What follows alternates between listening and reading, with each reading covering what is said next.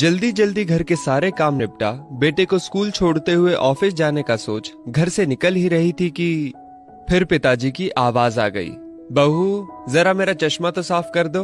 और बहू झल्लाती हुई कपड़ा ला चश्मा साफ करने लगी। इसी चक्कर में बेटा स्कूल में और खुद आज फिर ऑफिस देर से पहुंची।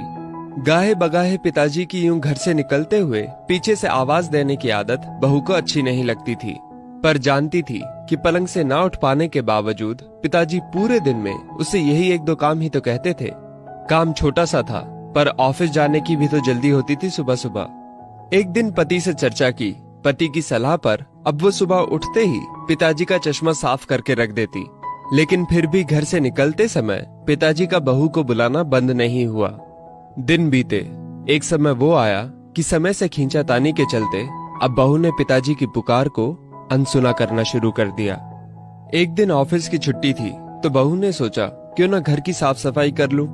अचानक पलंग से नीचे गिरी पिताजी की डायरी हाथ लग गई। उसे पलंग पर उठाकर रखते हुए उत्सुकता हुई कि देखूं तो सही पिताजी सारा दिन क्या लिखते रहते हैं। यही सोचकर यूं ही खोल दिया एक पन्ना। उस पन्ने पर लिखा था, मेरी प्यारी बहू, आज की इस भागदौड़ भरी जिंदगी में घर से निकलते समय बच्चे अक्सर बड़ों का आशीर्वाद लेना भूल जाते हैं। बस इसीलिए जब तुम चश्मा साफ कर मुझे देने के लिए झुकती हो तो मैं मन ही मन अपना हाथ तुम्हारे सिर पर रख देता। वैसे मेरा आशीष सदा तुम्हारे साथ है बेटा। आंखें नम हो गईं। बस अगले दिन से ही बहू ससुर का रिश्ता मानो पिता पुत्री में बदल गया। अब 5 मिनट पहले तैयार होकर बेटे को स्कूल छोड़ने के लिए पिताजी की आवाज से पहले ही बहू चश्मे को साफ कर देती। पीने के पानी का जग उनके पलंग के सिरहाने रखती। जाते समय लाड़ प्यार से 2-4 वाक्यों में सारे दिन की हिदायतें देती। कभी उनके फल या दवाई ना खाने का उलाहना, और अंत में, अच्छा बाबूजी ऑफिस को देरी हो रही है, चलो बेटा बाबूजी को बाय बोलो, कहकर घर से निकलती।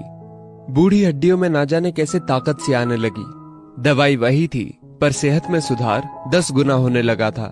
पिताजी स्वस्थ होने लगे थे, परंतु अचानक एक दिन हृदय गति रुक जाने से स्वर्ग सिधार गए। उनके अंत समय में उनके मृत देह के चेहरे पर संतुष्टि के भाव की भी पूरे परिवार में खूब चर्चा हुई थी। आज पिताजी को गुजरे ठीक 2 साल बीत चुके हैं। आज भी बहू रोज घर से बाहर निकलते समय पिताजी का चश्मा साफ कर उनके टेबल पर रख दिया करती है। उनके अनदेखे हाथ से मिले आशीष की लालसा में आज भी सुबह घर से निकलते हुए ना जाने क्यों ऐसा लगता है कि अभी आवाज आएगी, बहू जरा मेरा चश्मा तो साफ कर दे।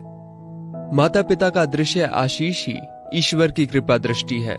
जीवित माता पिता की सेवा मरणोपरांत किए गए पितृ कर्म से कहीं अधिक उत्तम है। जीवन में हम बहुत कुछ महसूस नहीं कर पाते, और जब तक महसूस करते हैं तब तक वो हमसे बहुत दूर जा चुका होता है। आइए इन बूढ़े वृक्षों को जल रूपी स्नेह तथा सेवा रूपी खाद से संजोकर फिर से युवा, स्वस्थ तथा हरा भरा करने का प्रयास करें। दोस्तों, इस वीडियो को लेकर आपकी क्या राय है नीचे कमेंट करके जरूर बताइएगा। और अगर आपको ये वीडियो अच्छी लगी हो तो इस वीडियो को लाइक करिएगा, शेयर करिएगा ज्यादा से ज्यादा लोगों तक।